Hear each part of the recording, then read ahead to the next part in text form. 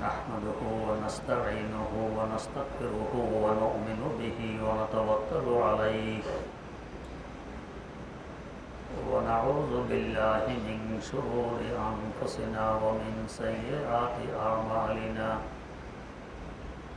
من يهده الله فلا مضل له ومن يضلله فلا هادي له ونشهد أن لا إله إلا الله وحده لا شريك له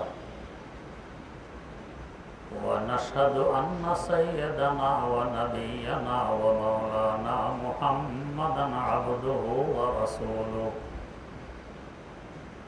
أرسله بالحق بشيرا ونذيرا وداعيا إلى الله بإذنه وسراجا منيرا صلى الله تعالى عليه وعلى آله وأصحابه وسلم تسليما كثيرا كثيرا أما بعد فأعوذ بالله من الشيطان الرجيم بسم الله الرحمن الرحيم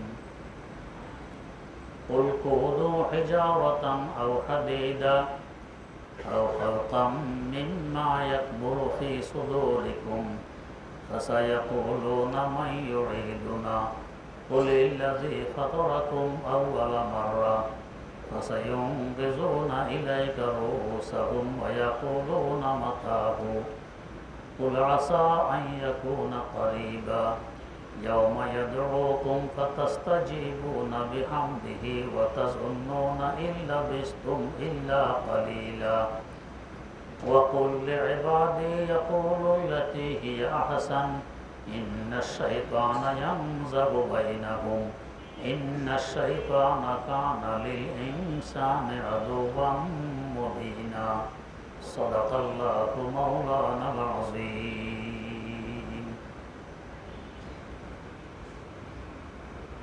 সূরা ইসরা 50 নম্বর আয়াত থেকে তেলাওয়াত করা হয়েছে। তেলাওয়াতকৃত আয়াতগুলোকে সামনে নিয়ে গত কয়েক মজলিসে কিছু আলোচনা হয়েছিল। আয়াতগুলোতে কিয়ামত সম্পর্কে আলোচনা। কিয়ামত অতি সন্নিকটে।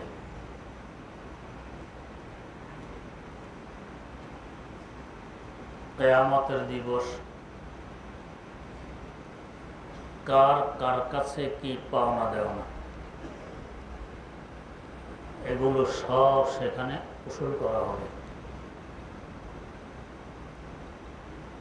আমরা তো মনে করি একজনের পয়সা মেরে দিলাম, সম্পদ নিয়ে নিলাম, সে টের পাইনি, আমি বড় চালাক, বড় হুঁশিয়ার। আসলে আমি বড় বেকুব। চালাক আর হুঁশিয়ার তো ওরা যারা কখনো বিপদের সম্মুখীন না হওয়ার জন্য সচেষ্ট থাকে। অন্যের হক মেরে দিলাম, আমি তো বিপদের সম্মুখীন হব। যেমন বুখারী শরীফে একটি রওয়ায়াত আছে, একদিন হযরত রাসূল আকরাম সাল্লাল্লাহু আলাইহি ওয়াসাল্লাম হযরত সাহাবায়ে কেরাম রাদিয়াল্লাহু তাআলা আনহুকে জিজ্ঞেস করলেন, বলতো কাঙ্গাল কাকে বলে? কাঙ্গাল কাকে বলে? আমরাও তো জানি পরনে বস্ত্র নেই, পেটে অন্ন নেই, পকেটে অর্থ নেই, কাঙ্গাল। সাহাবায়ে কেরাম তাই বলেছেন, যার কাছে দিরহাম ও দিনার নেই। ওই সময়ে যে মুদ্রার প্রচলন ছিল এগুলিকে বলা হতো দিরহাম ও দিনার। রৌপ্য মুদ্রাকে দিরহাম, স্বর্ণ মুদ্রাকে দিনার। তো যার কাছে দিরহাম ও দিনার নেই, আমাদের দেশ হিসাবে যার কাছে টাকা পয়সা নেই, একে বলে কাঙ্গাল। রাসূলুল্লাহ সাল্লাল্লাহু আলাইহি ওয়াসাল্লাম বলেন না, কারণ এই কাঙ্গাল এখন আছে, তখন নেই। আজকে হয়তো পয়সা নেই, কালকে কোটিপতি হতে পারে। কাঙ্গাল তো ওই ব্যক্তি, যে ব্যক্তির নামাজ, রোজা, জিকির, আজকার, হজ, যাকাত খুব আছে। এক কথায় নেকির পাহাড় মাথায় নিয়ে হাসর মাঠে উঠেছে, কিন্তু বদির পাহাড় মাথায় নিয়ে জাহান্নামের দিকে রওনা হয়েছে। ওই ব্যক্তি হলো কাঙ্গাল। হযরত সাহাবায়ে কেরাম রাদিয়াল্লাহু তাআলা আনহুম জিজ্ঞেস করলেন, হুজুর, নেকি যাবে কোথায়, বদি আসবে কোথেকে? তো বললেন যে এই লোকটি নেকি কামাই করেছে, নামাজ, রোজা, হজ, যাকাত খুব করেছে, কিন্তু পাশাপাশি মানুষের হক নষ্ট করত। কারো গীবত করে দিল, কুৎসা রটাই দিল, কাউকে বেইজ্জত করে ফেলল, কারো উপর জুলুম করলো, কারো পয়সা মেরে দিল, কারো জমিন জবরদখল করে নিল। আমি তো মনে করি আরেকজনের জমিন দখল করতে পারলে আমি বড় স্বার্থপর, আমার সার্থক, আমি সাকসেস, দখল করতে পারছি না। আমার ওস্তাদের মুখে শুনেছি, মসজিদের একখানা জমিন, পার্শ্ববর্তী জমিনওয়ালা এক হাত ভিতরে তার জমিনের আইল দিয়েছে, তার মানে মসজিদের জমিন এক হাত দখল করে ফেলেছে। মুয়াজ্জিন সাহেব এসে ইমাম সাহেবকে বলতেছেন, হুজুর, আমাদের মসজিদের এক হাত জায়গা অমুক ব্যক্তি নিয়ে গেছে। কয় না, নেয়নি। তো হুজুর আসুন দেখুন। দেখে ঠিকই তার ক্ষেতের আইল মসজিদের ক্ষেতের এক হাত ভিতরে, এই যে দেখে নিয়ে গেছে। এখনো হুজুর বলেন নেয়নি। হুজুর দেখাই দিলাম সামনাসামনি আইল এক হাত ভিতরে, আপনি বলেন নেননি। আরে ভাই বুঝুনি তো, মসজিদের এক হাত জায়গা তার ওইখানে গেছে, ওটাকে নিয়ে আসতে, সে জায়গায় নেয়নি। মসজিদের জায়গা তার জায়গার ভিতরে গেছে, তার জায়গাটা মসজিদের জন্য নিয়ে আসার জন্য। ইমাম সাহেবকে কথা বললেন। ঠিক হয়ে কয়েকদিন পর এই লোক বিপদে পড়ছে, এই জায়গা মসজিদকে দিতে বাধ্য হয় কিছু টাকার বিনিময়ে। তো দেখেন, জায়গা তো সে প্রথম দখল করেছে, মনে করছে কি আমি বড় শক্তিধর, আমি প্রভাবশালী, কে দিবে আমার থেকে টাকা। মসজিদ ঝগড়ায় যায়নি, কিন্তু শেষমেশ দিতে তো বাধ্য হয়ে গেছে। আমরা মনে করি আমরা বড় হুঁশিয়ার, বড় চালাক, আরেকজনের সম্পদ নিয়ে এসেছি, হয়তো টের পাইনি, পাইলেও আমার কাছ থেকে উদ্ধার করতে পারেনি, আমি বড় শক্তিধর। হাসর মাঠে যাওয়ার পর এখন আমার শক্তি কোথায়? সেদিনের শক্তি তো শুধু একজনের, সেদিনের শক্তি শুধু একজনের, লিল্লাহিল ওয়াহিদিল কাহ্হার। নিজে ঘোষণা দিবে, লিমানিল মুলকুল ইয়াউম, আজকের ক্ষমতা, আজকের শক্তি কার? ভয়ে সবাই বিকম্পিত, কেউ কোনো জবাব দিবে না। উনি জবাব দিবেন, লিল্লাহিল ওয়াহিদিল কাহ্হার, একমাত্র পরাক্রমশীল আল্লাহ রাব্বুল আলামিনের ক্ষমতা আর শক্তি আছে। তো সেদিন তো সকল জালেমের আর মজলুমের জুলুমের বরাবর সরাবর করা হবে, মজলুমকে তার প্রতিদান দিয়ে দেওয়া হবে। এখন এই লোক তো নেকির পাহাড় নিয়ে উঠেছে ঠিক, কিন্তু অনেক পাওনাদার, কেউ জমিন পায়, কেউ টাকা পায়, কেউ ইজ্জত পায়, ইত্যাদি ইত্যাদি। সবাই ধরবে আমার হক দাও, তো দেবে কি দিয়ে? সেখানে তো জমিন নেই, টাকা পয়সা নেই, দিবে কি দিয়ে? তো সেখানে টাকা পয়সা হলো নেকি। এই যে আমরা বলি অমুক কাজ করলে, অমুক আমল করলে 10 নেকি, অমুক আমল করলে 100 নেকি, তার মানে এটা হলো আখিরাতের টাকা। এলাকার পরিবর্তনে কারেন্সির নামের পরিবর্তন ঘটে। আমাদের বাংলাদেশের কারেন্সির নাম টাকা, পাকিস্তানের কারেন্সি রুপি, সৌদি আরবের রিয়াল, কুয়েতে দিনার, আমেরিকায় ডলার, রাশিয়ায় রুবেল, ইত্যাদি ইত্যাদি, ইউরো, পাউন্ড ইত্যাদি নাম। এলাকার পরিবর্তনে কারেন্সির নামের পরিবর্তন ঘটে। তো যেহেতু এলাকার পরিবর্তন ঘটেছে, এখন এসে গেছে আখেরাতে, এই কারেন্সির নাম হলো নেকি। তো এই লোকের কাছে অনেকে টাকা পয়সা পায়, জুলুম করেছে, প্রতিশোধ নেওয়া লাগবে, দিবে কি দিয়ে? নেকি দিয়ে দিবে। কি হিসাবে দেবে? কি পরিমাণ জুলুমের জন্য কি পরিমাণ নেকি, কি পরিমাণ জায়গার বিনিময়ে কি পরিমাণ নেকি, কি পরিমাণ অর্থের বিনিময়ে কি পরিমাণ নেকি নির্ধারণ করবে কিভাবে? আদ-দুররুল মুখতার নামক কিতাবে উল্লেখ আছে, আল ফতাওয়াল বাজ্জাজিয়া নামক কিতাবও উল্লেখ আছে, আল আসবাহ ওয়ার নাজায়ের নামক কিতাবও উল্লেখ আছে। বর্তমান হিসাবে হয়তো 10 টাকা হবে। 10 টাকা নেকির বিনিময়ে 700 জমাতে পড়া মকবুল নামাজ দিয়ে দিতে হবে। হাদিসে তো আছে এক দানেক। দানেক বলা হয় সুদুসুদ দিরহাম। একটি রৌপ্য মুদ্রার 6 ভাগের 1 ভাগকে বলা হয় দানেক। এখন হিসাব করলে হয়তো 10 টাকাই হবে। তো এই 10 টাকা হকের বিনিময়ে 700 জমাতে পড়া মকবুল নামাজ দিয়ে দেওয়া লাগবে। কত ভয়াবহ অবস্থা! নামাজ পড়েছি জীবনে কয় ওয়াক্ত, পড়লো জমাতে পড়েছি কয় ওয়াক্ত, জমাতে পড়লো কবুল হয়েছে কয় ওয়াক্ত, হিসাব নিকাশ করলে কি থাকবে আল্লাহ ভালো জানেন। তা জমাতে পড়া 700 মকবুল নামাজ দিয়ে দিতে হবে 10 টাকার বিনিময়ে। তাহলে যে পরিমাণ হক মানুষরা আমি নিয়ে নিয়েছি এই হিসাবে নেকি দিতে থাকবে। দিতে দিতে এই লোকটির নেকি শেষ হয়ে যাবে, কিন্তু পাওনাদার এখনো বাকি আছে। এখন কি করবে? তো এবার তার ওই যে পায় তার বদি এনে একে দিয়ে দেওয়া হবে। তো পাওনাদারের বদি আর গুনাহ তাকে দিতে দিতে গুনার পাহাড় তার মাথায় জমবে, নেকির পাহাড় সব শেষ হয়ে যাবে। তো লোকটি তো নেকির পাহাড় নিয়ে হাসর মাঠে উঠেছিল, পাওনাদারের পাওনা দিতে দিতে সব নেকি শেষ। এখন আরো পাওনাদার রয়ে গেছে, তাদের বদি তার কাছে আসতে আসতে বদির পাহাড় তার মাথায়। এখন জাহান্নামের ফয়সালা নিয়ে জাহান্নামের পথিক জাহান্নামের দিকে রওনা করছে। রাসূলুল্লাহ সাল্লাল্লাহু আলাইহি ওয়াসাল্লাম বলেন, একে বলে কাঙ্গাল। কেমন ভয়াবহ অবস্থার জন্য হক নষ্ট করার, জুলুম করার। আমরা বলি 10টা গালি দিয়ে দিলেন কি আসে যায়, এক গালের বিনিময় তো আখিরাতে আমার থেকে নেকি নিয়ে নিবে। উৎসাহ রটায় দিলাম, বদনাম করে দিলাম, কি আসে আর যায়, এর বিনিময়ে তো আমার নেকি নিয়ে নিবে। আরেকজনের ইজ্জত নষ্ট করলাম, কি আসে আর যায়, এর বিনিময়ে তো আমার নেকি নিয়ে নিবে।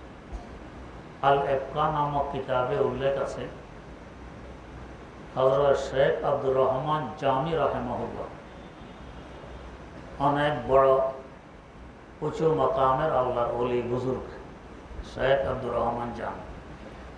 কেমন বুজুর্গ?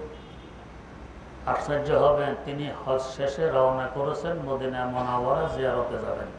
তার জিয়ারত দো জাহানের মাহবুব, দো জাহানের প্রেমাস্পদ শাহে দো আলম হযরত রাসূল আকরাম সাল্লাল্লাহু আলাইহি ওয়াসাল্লামের জিয়ারতে যাবেন। কোন মুসলমান আছে জিয়ারত করতে মন না চায়? ঈমানের সামান্যতম চিঙ্গারি যার কলবে আছে সেই তো আগ্রহী, একটা বার যদি দেখতাম রোজা মোবারকটা। शौक़ आतिश से तड़पता हूँ सदा मैं बेकरार, शौक़ आतिश से तड़पता हूँ सदा मैं बेकरार, हाजिर शहर मदीना कब नसीबे हो मुझे, गुंबदे खजरा दिखा दे रोज़ाए अतहर मुझे, दरमियाने कब्र मिंबर गिड़गिड़ाने दे मुझे। সকলের এই চাহিদা আল্লাহ একটা নজর সবুজ গম্বুজটা সচক্ষে দেখার একটু সুযোগ করে দেন। তো শেখ আব্দুর রহমান জামি রহমতুল্লাহ আলাইহি হজ শেষে রওনা করেছেন, মদিনা মুনাওয়ারা জিয়ারতে যাবেন। আর আমাদের মহব্বত আর ওনাদের মহব্বত কি একরকম? ওনাদের মহব্বত কি পরিমাণ কল্পনা করাও তো আমাদের জন্য কঠিন। রওনা করেছেন, কি আবেগ, প্রেমাস্পদের জিয়ারতে যাচ্ছেন। এর মধ্যে মক্কায় মুকাররমার আমির স্বপ্নে দেখতেছেন, রাসূল আকরাম সাল্লাল্লাহু আলাইহি ওয়াসাল্লাম এসে বলছেন, আমির আব্দুর রহমান জামি নামক এক ব্যক্তি আমার জিয়ারতে আসতেছে, নিষেধ করে যাও সে যাতে না আসে, নিষেধ করে দাও সে যাতে না আসে। দেখেন আশেকার প্রেমিক তো পাগল পাড়া প্রেমাস্পদের জিয়ারতে যাবেন, আর প্রেমাস্পদের পক্ষ থেকে নিষেধাজ্ঞা, কি কারিশমা! এটা বোঝার মতো যোগ্যতা তো আমাদের নেই।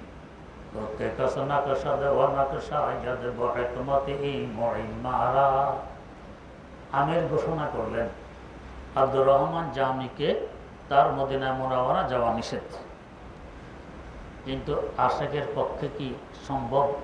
কাছে এসে গেছি, আর মাত্র 450 কিলোমিটার পথ বাকি, এখান থেকে ফিরে যাব জিয়ারত ছাড়া, এটা কি প্রেমিকের জন্য সম্ভব? সম্ভব না। পরের দিনে রওনা করছেন। পরের দিন আবার সেই স্বপ্ন, আব্দুর রহমান জামি আসতেছে, নিষেধ করো সে যাতে না আসে। আজীব অবস্থা। আমির নিষেধ করলেন আব্দুর রহমান জামিকে তার যাওয়া নিষেধ, কিন্তু উনি তো ওনাকে কাবুতে রাখতেই পারতেছেন না। পরের দিনে আবার রওনা, আবার সেই স্বপ্ন, আব্দুর রহমান জামি চলে আসতেছে, নিষেধ করো সে যাতে না আসে। আজীব অবস্থা। আমির আসছে কিছু ক্ষিপ্ত হয়ে গেলেন, কে আব্দুর রহমান জামি? বারবার নিষেধ করা হয় তারপরও সে রওনা করে। আর হযরত জামিও দেখলেন 3বার নিষেধাজ্ঞা এসে গেছে, এরপরও যদি এভাবে রওনা করি আমাকে যেতে দিবে না। তাই তিনি কৌশল অবলম্বন করলেন। কি কৌশল? মক্কায় মুকাররমা থেকে বণিকেরা ব্যবসার উদ্দেশ্যে সিরিয়া যায়, আর সিরিয়া যেতে মদিনায় মুনাওয়ারা কিনারায় পড়ে, মদিনা দিয়ে সিরিয়া যেতে হয়। উনি বণিকদের সাথে চুক্তি করলেন যে তোমরা যে বস্তার ভিতরে মাল ঢুকিয়ে মুখ বন্ধ করে ওটের পিঠে করে নিয়ে যাও সিরিয়া, এমন এক মালের সাথে বস্তার ভিতরে আমাকেও ঢুকিয়ে মুখ বন্ধ করে দিবে, দিয়ে ওটের পিঠে মালের ন্যায় তুলে রওনা করবে, যাতে কেউ না বোঝে যে আমি চলে যাচ্ছি। তাই করা হলো। পরের রাত্রে আবার আব্দুর রহমান জামি চলে আসতেছে, নিষেধ করো সে যাতে না আসে। আশ্চর্য ব্যাপার। আমির আজকে লোক লাগাইলেন, কে আব্দুর রহমান জানি, এতবার নিষেধাজ্ঞার পরও সে চলে যাচ্ছে। কিন্তু সব কাফেলায় খোঁজ নিয়ে দেখলো এই নামে কেউ নেই। স্বপ্নে দেখলাম বারবার, কিন্তু এই নামে কেউ নেই। কেমন কথা! অসম্ভব, কেউ না কেউ আছে। এখন কার কাছে কি আছে সব চেক করা আরম্ভ হয়েছে, সব বস্তা খুলে খুলে চেক। ঠিক এক বস্তার ভিতরে তাকে পাওয়া গেল। চিন্তা করুন আশেকটা কেমন, প্রেমিকটা কেমন। বস্তার ভিতরে মুখ বন্ধ অবস্থায় থাকা সাধারণ কথা, দম বন্ধ হয়ে মারা যাওয়ার কথা নয়। একটা কামরার ভিতরে যদি দুয়ার জানালা বন্ধ করে দিয়ে বাইরে আটকাই দেয়া হয়, আমরা কতক্ষণ থাকতে পারবো? অস্থিরতা শুরু হবে, থাকতে পারবো না, চিল্লাচিল্লি শুরু করবো। আর বস্তার ভিতরে মুখ বন্ধ অবস্থায় থাকা সাধারণ কথা তো নয়, কিন্তু তার জন্য সহজ। কেন সহজ?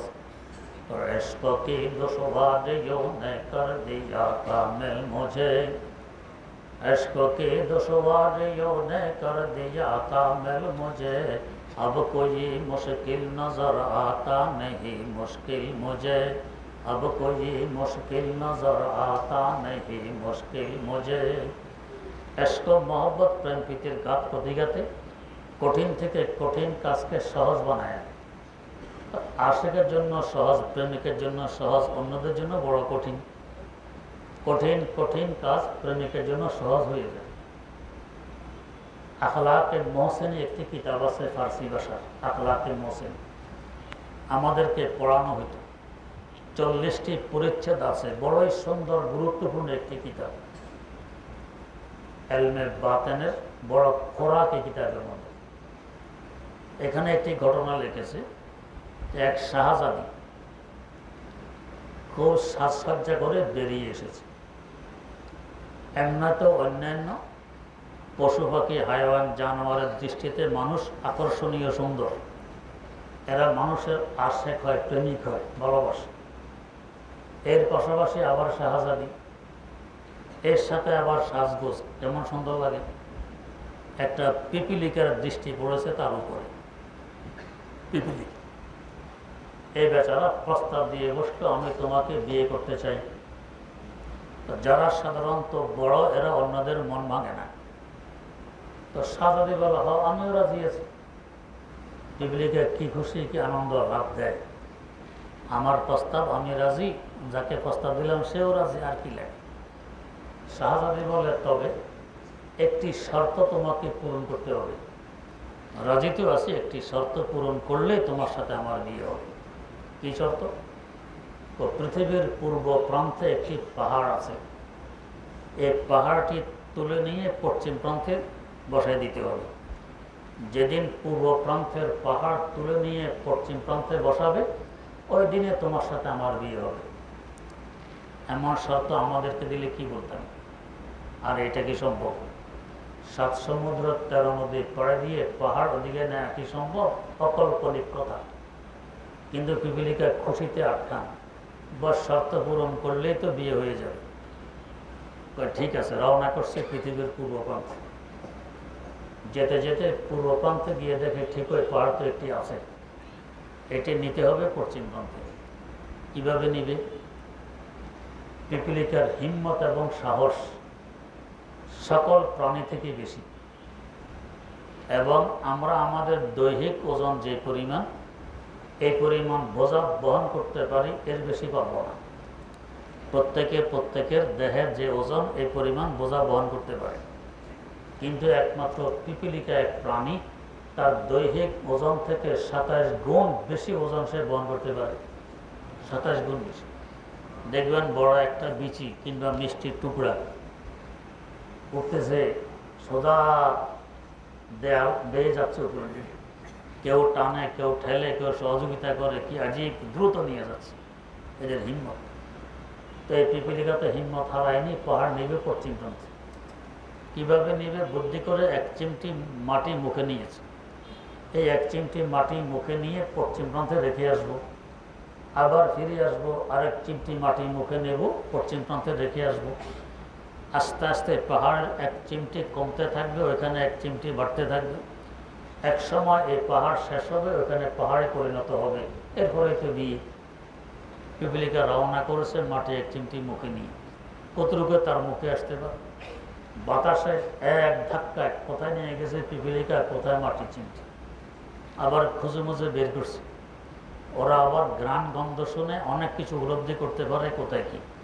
নাহলে মিষ্টির সামান্যতম ছিটা এখানে পড়লে দূর দূর থেকে পিপিলিকা ছুটে আসে, অনেক দূর থেকে তারা ঘ্রাণ পায় পিপিলিকা। এদের মধ্যে সাধারণত 3 ধরনের পিপিলিকা থাকে। এক প্রকার পিপিলিকার পাখা গজায়, সব পিপিলিকার গজায় না। যেগুলি স্ত্রীলিঙ্গ মহিলা পিপিলিকা, এদের পাখা গজায়, পুরুষদের গজায় না। আর এদের কাজ হইল শুধু ডিম পাড়া আর বাচ্চা দেয় আর ঘুমানো। খাবে, ডিম পাড়বে, বাচ্চা দিবে, ঘুমাবে, আর কোনো কাজ নেই। আর আরেক গ্রুপ আছে, এরা খাদ্য জোগাড় করে, চতুর্দিক থেকে খুঁজে খুঁজে খাদ্য স্টক করে, গুদামজাত করে, খাদ্য স্টক করে। আর আরেক প্রকার পিপিলিকা আছে, এরা পাহারাদারি করে, যারা ডিম দেয় এদের পাহারাদারি। 3 ধরনের। আর এত প্রজাতি আছে যারা এই নিয়ে গবেষণা করে, তাদের গবেষণা আজ পর্যন্ত 11,000-এরও বেশি প্রজাতি পিপিলিকা ধরা পড়ছে। এত পিপিলিকা, এত রকমের। যাই হোক, তো এই পিপিলিকা বেচারা এই যে মাটির চিমটি নিয়ে রওনা করছে পশ্চিম প্রান্তে, তার জন্য সহজ কেন? শাহজাদির মহব্বত আর ভালোবাসা তার অন্তরে ঘর করে আছে। মহব্বত না থাকলে বলতো এটা কি সম্ভব? বাধ্য। মহব্বত থাকার কারণে এখন সহজ। আজ মহব্বত তলকে হাসে রিসাওয়াদ, ওয়াজ মহব্বত রঞ্জে হারা হাদুয়াদ, ওয়াজ মহব্বত রঞ্জে হারা হাদুয়াদ। মহব্বতে কষ্টের কাজকে সহজ বানায় দেয়। মহব্বত না থাকলে সহজ কাজও কঠিন মনে হয়। মহব্বত। তা হজরত শেখ আব্দুর রহমান জামি রহমতুল্লাহের তো অন্তর মহব্বতে পরিপূর্ণ। কার মহব্বত? রাসূল আকরাম সাল্লাল্লাহু আলাইহি ওয়াসাল্লামের মহব্বত। তাকে মহব্বত শুধু আমরা যে করি তা না, বিজাতিরাও করে। মাঝে মধ্যে 2-4 জন কপাল পোড়া বিরুদ্ধাচরণ করে, না হয় অধিকাংশ বিজেতারাও তাকে মহব্বত করে। একবার ভারতে একটা প্রতিযোগিতা ছিল, রাসূল আকরাম সাল্লাল্লাহু আলাইহি ওয়াসাল্লামের শানে কে কত সুন্দর কবিতা রচনা করতে পারে। সুন্দর কথা বলতে পারে, একটা প্রতিযোগিতা ছিল। এর মধ্যে একটা হিন্দু ছেলে অংশগ্রহণ করছে, হিন্দু ছেলে পুরস্কার সে জিতে নিয়েছে। এই প্রতিযোগিতায় পুরস্কার জিতে নিয়েছে হিন্দু। তার কবিতা কি ছিল? अगर शर्क से का गर्व हो सब माल का अंबार, गर शर्क से ता गर्व हो तब माल का अंबार, फिर अर्श से ता पर्श हो तब दिरहम दिनार। তো পৃথিবীর পূর্ব প্রান্ত থেকে পশ্চিম প্রান্ত পর্যন্ত পুরো যদি সম্পদে পরিপূর্ণ থাকে, আরশ থেকে তাহাতা সারা পর্যন্ত যদি সোনার রূপা দিয়ে ভরপুর করে দেওয়া হয়, गर शर्क से ता गर्व हो सब माल का अंबार, फिर अर्श से ता फर्श हो तक दिरहम दीनार। हर बहर अगर दूर बने फारिस बने कोसार, और एक तरफ हो मेरे ये सैयद अकबर। সমস্ত সাগরগুলো যদি মনে মুক্তা দিয়ে পরিপূর্ণ করে দেয়া হয়, সমস্ত সাগরগুলো যদি মনে মুক্তা দিয়ে পরিপূর্ণ করে দেওয়া হয়, এই সব সম্পদ একদিকে রাখো। আরশ থেকে নিয়ে ফারশ পর্যন্ত সব হইল রূপা আর সোনা, পূর্ব থেকে পশ্চিম পর্যন্ত সব হইল অর্থ সম্পদ। সব সাগরগুলো মনে মুক্তায় পরিপূর্ণ। এই তিন ধরনের সম্পদ সব একদিকে করো, और एक तरफ हो मेरे ये सैयद अबरार, আর একদিকে রাখো দো জাহানের বাদশাহ রাসূল আকরাম সাল্লাল্লাহু আলাইহি ওয়াসাল্লাম, একদিকে রাখো। এরপরে বলতেছি কি বড় আজীব কথা, একটা হিন্দু तो फिर साले को मिस्कीन को अगर फिर साले को मिस्कीन को, তার নাম ছিল সালেক। তো সালেককে যদি জিজ্ঞেস করা হয়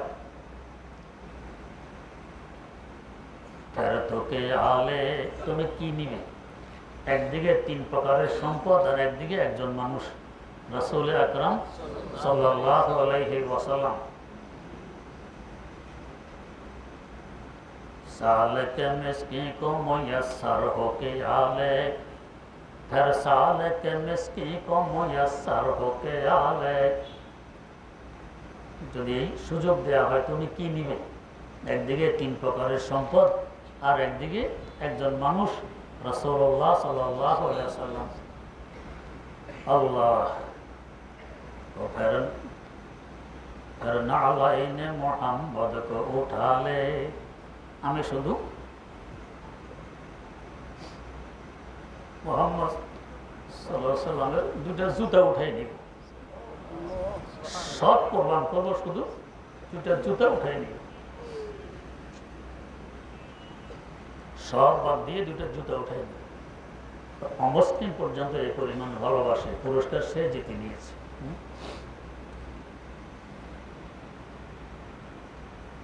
আল্লাহ কি পরিমাণ মহব্বত শেখ আব্দুর রহমান জামে রহমতুল্লাহ আলাইহির তার জন্য বাধা দিলে কি থাকা যায়? তো বস্তার ভিতরে হয়েও তিনি জিয়ারতে যাবেন, এই কষ্ট স্বীকার করবেন, তার জন্য সহজ। দো জাহানের মাহবুব, দো জাহানের নষ্ট,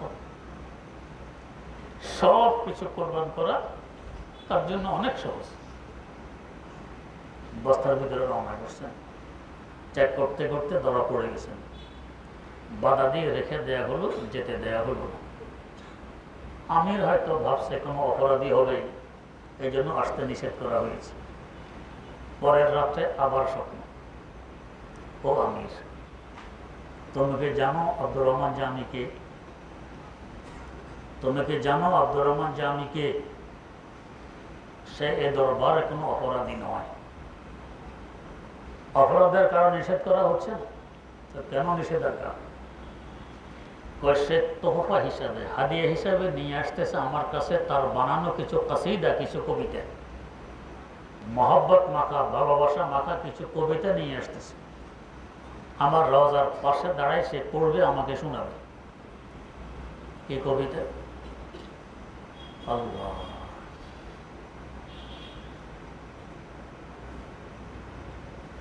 ইউসুফ জুলাইখা, একে মহব্বত নামাও বলে, ওনার লিখিত কিতাব।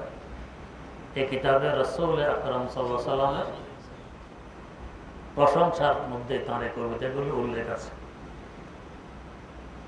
আল্লাহ রাসূল আকরাম সাল্লাল্লাহু আলাইহি সাল্লাম বলেন, যদি কবিতাগুলো আমার রওজার পাশে এসে পড়ে, তার এমন মহব্বতের আকর্ষণ আমাকে রওজা থেকে উঠে তার সাথে আলিঙ্গন করা লাগবে, এমন আকর্ষণীয় কবিতা। আমি যেদিন রওজা থেকে উঠবো সেদিন কিয়ামত কায়েম হবে। তো কিয়ামত এখনো বাকি আছে, তাই তাকে আসার জন্য নিষেধ করা হয়েছে। আসলে তো আমাকে উঠে আলিঙ্গন করা লাগবে। আল্লাহ, এই আব্দুর রহমান জামি রহমতুল্লাহ আলাইহি কোন মাকামের মানুষ, কোন মর্যাদার মানুষ, চিন্তা করো।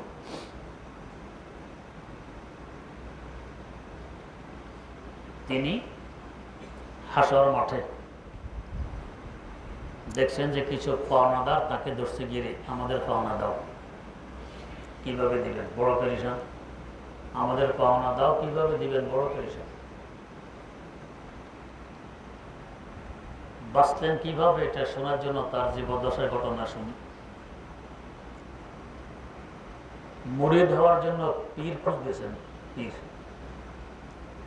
দূর থেকে তো শোনা যায় বড় বুজুর্গ, কাছে গেলে যেরকম শোনা যায় ওরকম পাওয়া যায় না। তো মুরিদ হন না, ফিরে চলে আসেন।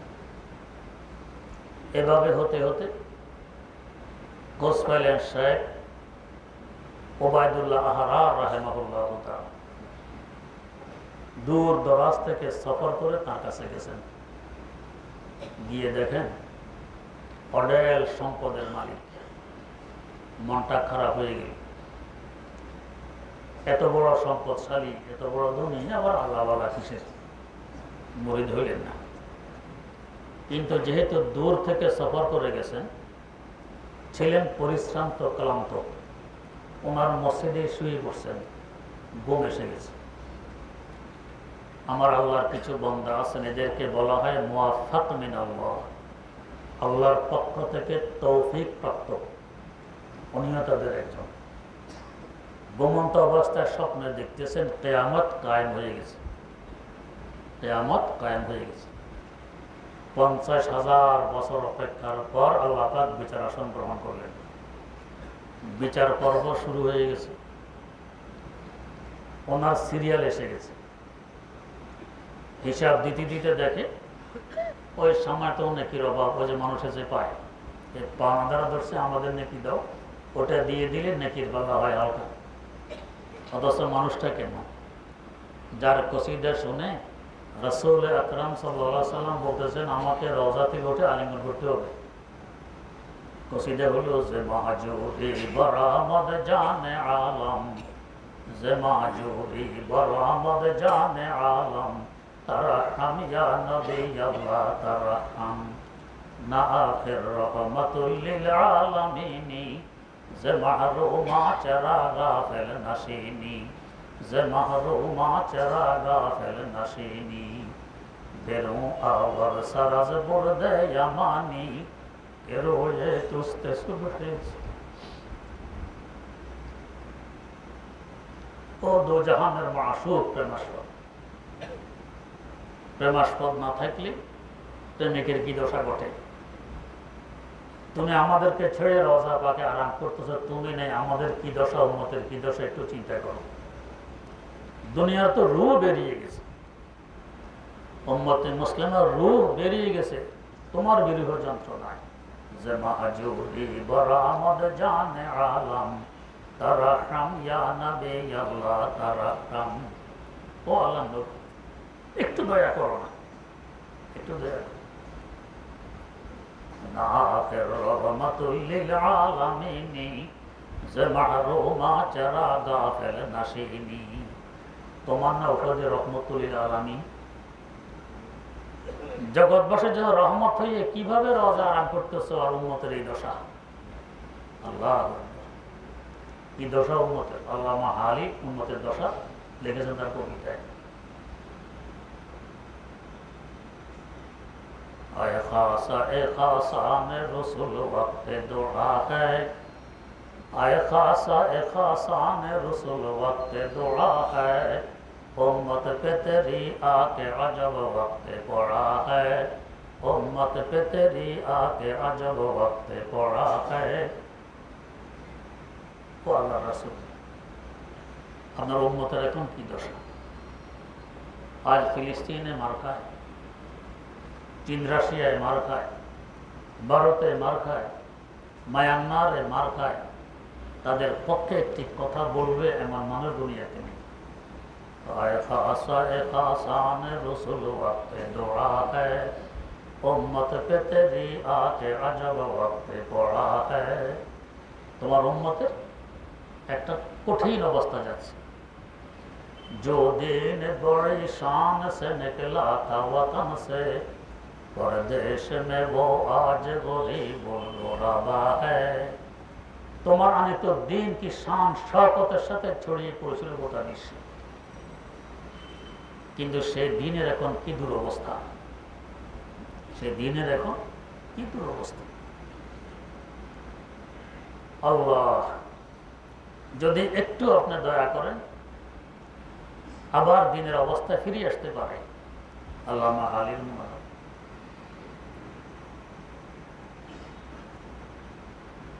আল্লামা জামিও বলতেছেন, আপনার বিরহ যন্ত্রণার উম্মতের এখন কি দুর্দশা, কি মুসিবত উম্মতের উপরে ছেয়ে আছে, আপনার রওজা পাক আরাম করতেছেন। আগে বলতেছেন বেগু আওয়ার সারাজ বুরদে ইয়ামানি কে রোয়ে তুসে তেসুবহে জিন্দেগা। ও নবী, ইয়ামান দেশের চাদর দিয়ে আপনাকে কাফন পরানো হয়েছিল, ওই কাফন থেকে একটু চেহারাটা বের করে না। আল্লাহ বেগু আওয়ার সারাজ বুরদে ইয়ামানি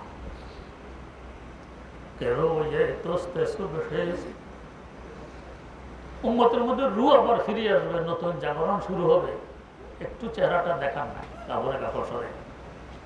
এই কসিদাগুলো যে আমার রওজা পাকের পাশে এসে পড়ে আমাকে উঠে তার সাথে আলিঙ্গন করতে হবে, সেই মানুষ। কিন্তু মানুষ দোষে আমাদের পাওনা আছে দিয়ে দাও, পাওনা দিলে নেকির পাল্লা হয় হালকা, বদির পাল্লা হয় বাড়ি। বলুন তো কি অবস্থা, আমাদের কি হিসাব নিকাশ?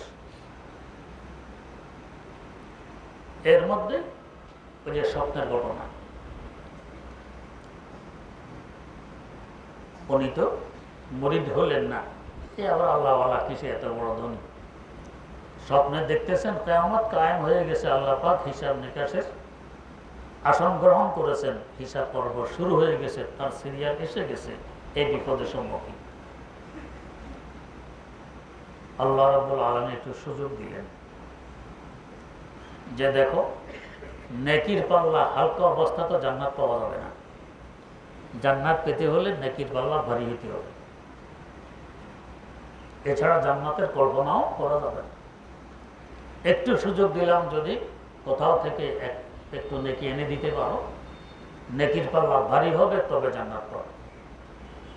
বড় খুশি, সামান্য নেকির জন্য নেকির পাল্লা হালকা হয়ে যাচ্ছে, সামান্য নেকি যে কেউ দিবে। সাক্ষাতে গ্রাম্য চাচা, চাচা আমি আপনার মোমবাতি যান আব্দুর রহমান জামি, আমাকে একটু সামান্য নেকি দেন, নেকির পাল্লা ভারী হবে, আমি জান্নাতি হব। চোখ রাঙ্গানি, কে এসেছো আমাকে বাতিছে, সরো এখান থেকে। আসলাম অন্তরঙ্গ বন্ধুর কাছে, বন্ধু কত ভালোবেসেছ দুনিয়া থাকাকালীন, কত অর্থ আমার পিছনে ব্যয় করেছ, তোমার অন্তরঙ্গ বন্ধু জাহান্নামে জ্বলবে, তুমি কি সইতে পারবে? একটু নেকি দাও, নেকির পাল্লা ভারী হবে, জান্নাতি হবে। বন্ধু দাঁত কিনবে, কি কিসের আমার বন্ধু, সরো এখান থেকে। আসলেন ভাইয়ের কাছে, ভাইও সরাই দিল, আসলেন পিতার কাছে, পিতাও সরাই দিলেন। শেষ আশ্রয়স্থল হইল মা।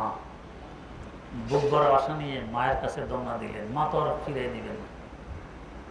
মা, আমি আপনার আদরের দুলাল আব্দুর রহমান জানি, সামান্যতম নেকির কারণে আমার নেকির পাল্লা হালকা হয়ে যাচ্ছে, মা একটু নেকি দিলে নেকির পাল্লা ভারী হবে, তোমার আদরের দুলাল আব্দুর রহমান জান্নাতি হবে, মা একটু নেকি চাই। মা আরেক দমক, কে এসেছ আমার ছেলের কচু নিয়ে, সরো তোমাকে আমি চিনি। হাসর মাঠের কি ভয়াবহ অবস্থা,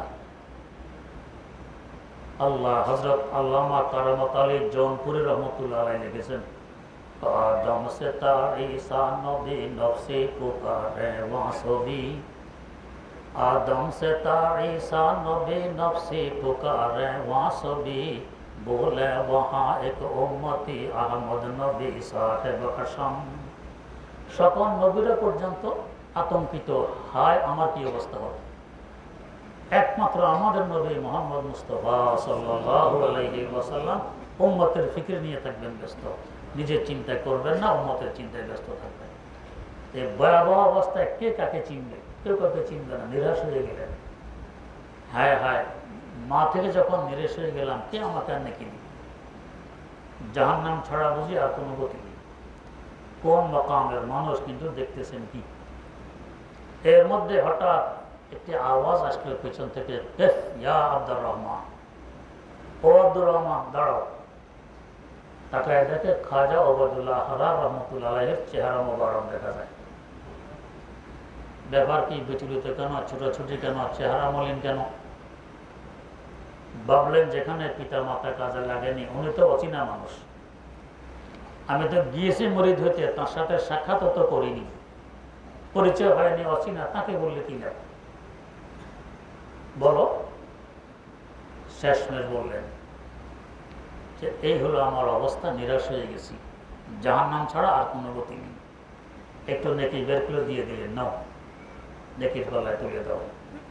নেকি এনে নেকির পাল্লায় দিলেন, নেকির পাল্লা ভারী, বদির পাল্লা হয়ে যায় হালকা, জান্নাতের ফয়সালা হয়ে যায়। এর মধ্যে চোখ খুলে যায়, থরথর করে কাঁপতেছেন, কি ভয়াবহ অবস্থা। এর মধ্যে দেখেন মসজিদে খাজা ওবায়দুল্লাহ হারার রহমতুল্লাহ অদূরে বসা। ওনাকে কাঁপতে দেখে এসে বলছে, বেটা তুমি কে, কোত্থেকে এসেছো, কেন এসেছো? অপরিচিত, বলতেও তো সরল। হুজুর এসেছি তো জাম শহর থেকে,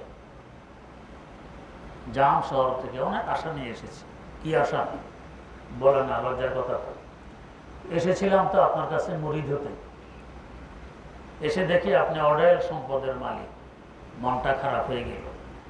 একটা পংক্তি বানাইলাম, নাম্বার দাস্তাকে দুনিয়া দোস্তে দারাজ। এত বড় সম্পদশালী আল্লাহওয়ালা হয় কিভাবে?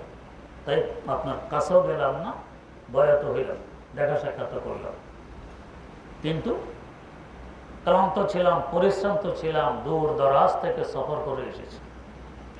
শুয়ে পড়ছে আপনার এই মসজিদে, চোখ লেগে আসে, স্বপ্নে দেখি এই অবস্থা, আপনি আমাকে উদ্ধার করলেন।